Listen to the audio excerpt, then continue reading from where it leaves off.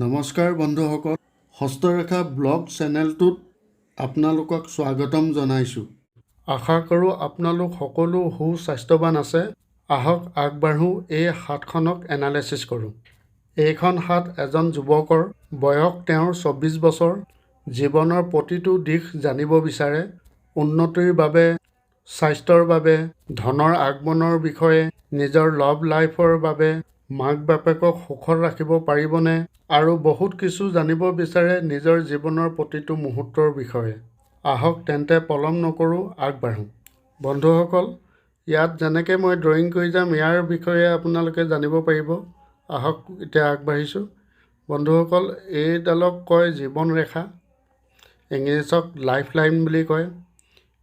এইডালক আমি মগজ ৰেখা বুলি ক'ম, যাক ইংলিছত মাইণ্ড লাইন বুলি কয়। এইডালক আমি হৃদয় ৰেখা বুলি ক'ম, যিটোক ইংলিছত হাৰ্ট লাইন বুলি কয়। তো বন্ধুসকল, তিনিওটা মুখ্য ৰেখা অতি সুন্দৰ, স্পষ্ট ৰূপ, কোনো ধৰণৰ বাধা বিঘিনি নাই, কটা চিঙা নাই। এই হিচাপে হাতখনৰ মুখ্য ৰেখাকেইডাল অতি সুন্দৰ, স্বাস্থ্যতা আছে ৰেখাবিলাকত। ভাল জীৱন এটা জীয়াই থাকিবৰ কাৰণে ঈশ্বৰে সহায় নিশ্চয় কৰিব। ইয়াৰ পিছতে নৱগ্ৰহৰ বিষয়ে আলোচনা কৰিম। বৃহস্পতি, শনি, সূৰ্য, বুধ, মংগল, শুক্ৰ, চন্দ্ৰ, ৰাহু আৰু কেতু। তো আহক বন্ধুসকল, তাৰ আগতে আমি আঙুলিকেইটাৰ বিষয়ে জানি লওঁ। প্ৰথমে আহক তৰ্জনী উঙুলিলৈ যাওঁ। এইটোত তৰ্জনী উঙুলি বুলি কয় প্ৰথম পৰ্ব, আৰু এইটো দ্বিতীয় পৰ্ব, আৰু এইটো তৃতীয় পৰ্ব। এনেইতো তৰ্জনী উঙুলিটো বিশেষ বহুতেই ভাল, একেবাৰে আকাশলৈ চাই আছে। লগতে বন্ধুবৰ্গ, বৃহস্পতিৰ প্ৰথম পৰ্বটো দীঘল হোৱাৰ কাৰণে যথেষ্টখিনি ভাল দেখা পোৱা গৈছে। দ্বিতীয়টো বহুত বঢ়িয়া হৈ আছে, তৃতীয়টো বিশেষভাৱে বহুত বঢ়াল হৈ আছে। আৰু লগতে বন্ধু আৰু এটা মন কৰিব, এইটো য়বচিন বুলি কয়, যিটো চকুৰে থকা বুলি কয়। চকুৰ তৃতীয় চকু বুলি কোৱা হয়, চকুৰ দৰে দেখাৰ কাৰণে য়বচিন বুলি কয়। জ্যোতিষী শাস্ত্ৰত য়বচিন বুলি কোৱা হয়। তো সম্পূৰ্ণৰূপে চকুৰ দৰে যদি আকৃতি থাকে বহুত ভাল।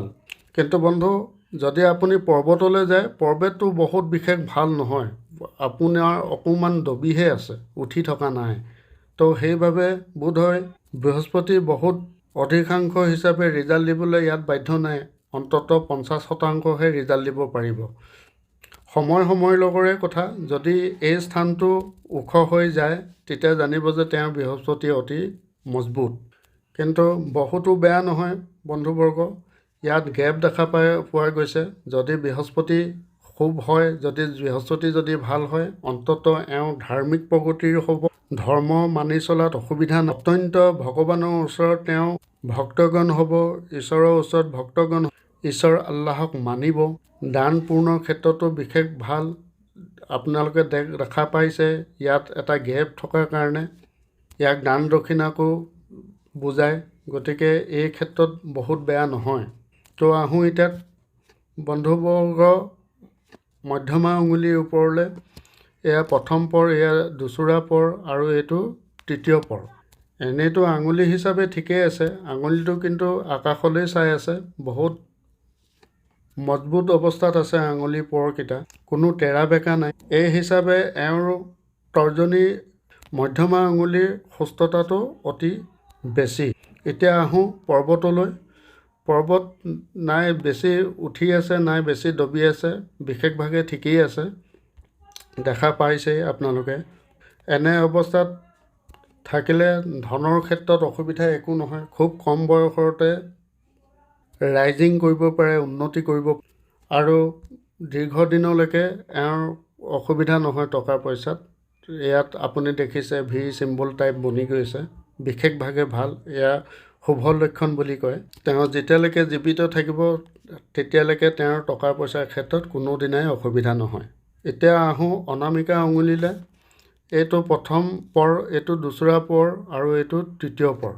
বহুতলৈকে আঙুলিকেইটাত বৰ ধুনীয়া হৈ আছে বন্ধুবৰ্গ। এয়া দেখা পাইছে, একেবাৰে চিধা আকাশলৈকে চাই আছে। সূৰ্য ভাল হ'লে মান সন্মান, চাকৰি ইত্যাদিৰ কাৰণে বহুত সুবিধা হয়। আৰু বিশেষভাৱে আপুনি দেখা পাইছে পৰ্বতৰ ক্ষেত্ৰতো বহুত ভাল অৱস্থাত আছে, আপোনালোকে নিশ্চয় দেখা পাইছে বন্ধুবৰ্গ। আৰু এটা দেখা পাব আপোনাৰ বিশেষ ইয়াত ৰেখা এডালো আছে, যিটো অন্য এক কৰ্মৰ কাৰণে এওঁক জনা যাব। কৰ্মৰ ক্ষেত্ৰত দক্ষতাটো সম্পূৰ্ণ থাকিব।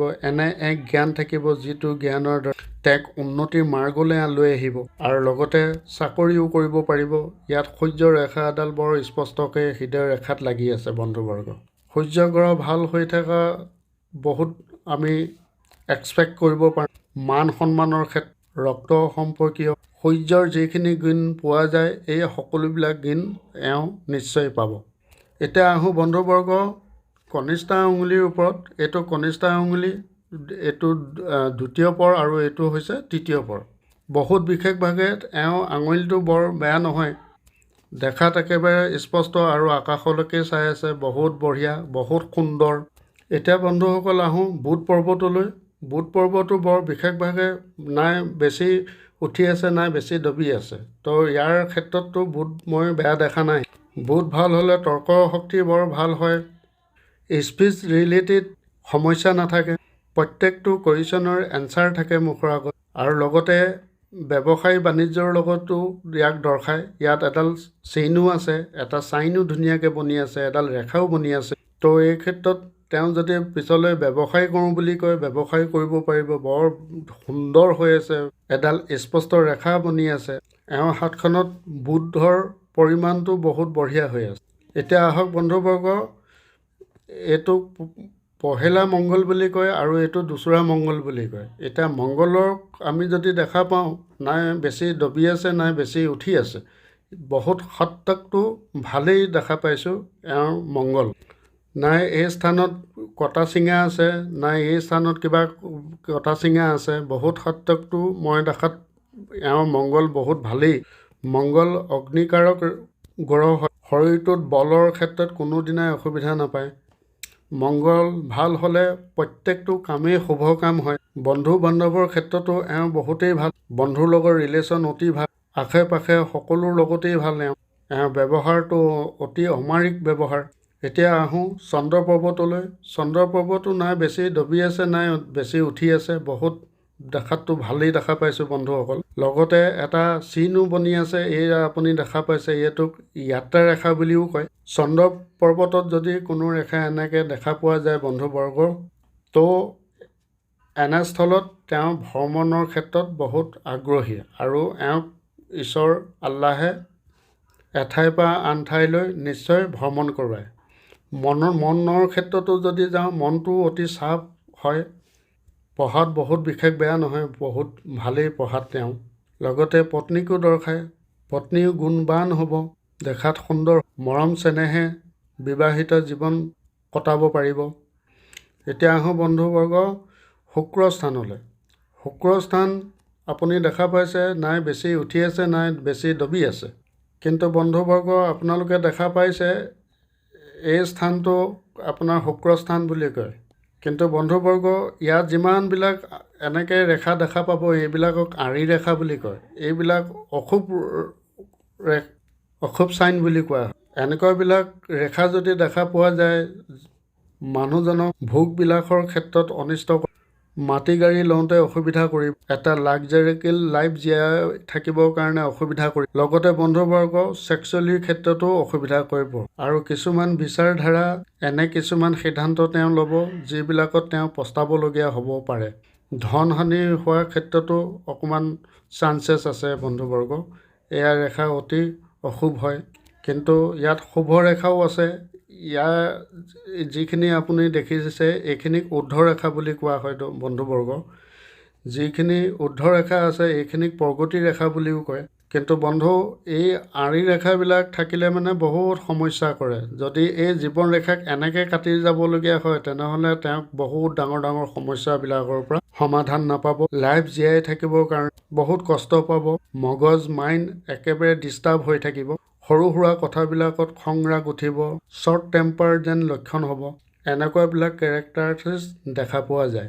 কিন্তু বন্ধুবৰ্গ আপোনালোকে দেখা পাইছে যে এওঁৰ হাতখনত 6টাকৈ আঙুলি আছে। তো ইও এক শুভ চিহ্ন। হাতখনত শুভতাৰ বেছি শুভতা বঢ়াই দিয়ে। 1 টকাক 100 টকা কৰিব পৰা যায়। আপোনালোকে নিশ্চয় দেখা পাইছে, মই এয়া ড্ৰয়িং কৰিছোঁ, এয়া এটা আঙুলি, এয়া এটা হ'ল 2টা 3টা 4টা 5টা 6টা।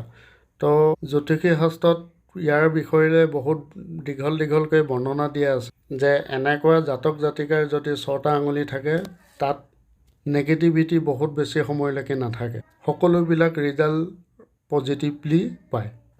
এতিয়া তেওঁ কৈছে মোৰ সন্তান বন্ধুবৰ্গ, সন্তানটো এটা ল'ৰাই আছে, ল'ৰা সন্তানেই হ'ব, কিন্তু ভাল হ'ব, বহুত বঢ়িয়া হ'ব। লাইফ লাইন মই দেখা পালোঁৱে, এয়া লাইফ লাইন অন্ততঃ 70 বছৰলৈকে আয়ুস জীয়াই থাকিব পাৰিব, কোনো ধৰণৰ বেমাৰ আজাৰ নাই। আপোনালোকে দেখা পাইছে এয়া লাইফ লাইন খুব ধুনীয়া, অতি সুন্দৰভাৱে গৈছে। লগতে বন্ধুবৰ্গ বহুত মৰমীয়াল মানুহ, এয়া দেখা পাইছে যে জীৱন ৰেখা আৰু মগজ ৰেখা দুয়ো একেলগে ইয়াৰ পৰা ওলাইছে। তো ইয়াত গম পোৱা যায় পৰিয়ালৰ লগত খুব এটেচ, পৰিয়ালো লগত বহুত এটেচ।